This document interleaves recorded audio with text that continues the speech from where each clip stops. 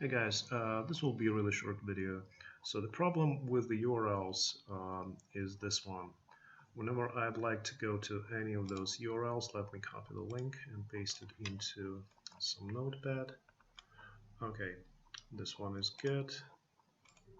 Maybe this one, copy link.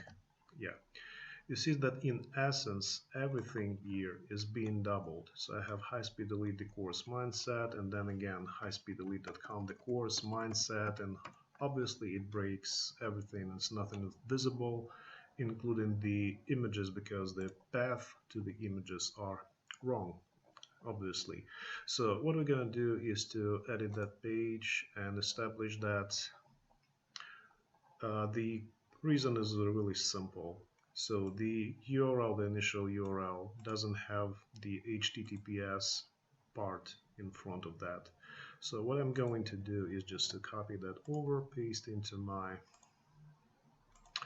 notepad, and just replace it like that. Replace my URL without HTTPS with HTTPS www. In your case, it could miss that. It doesn't really matter depending on your installation. So let me click replace all, then copy that, paste it back to my page, and let me then, once it's done, refresh the page and see what we've got here.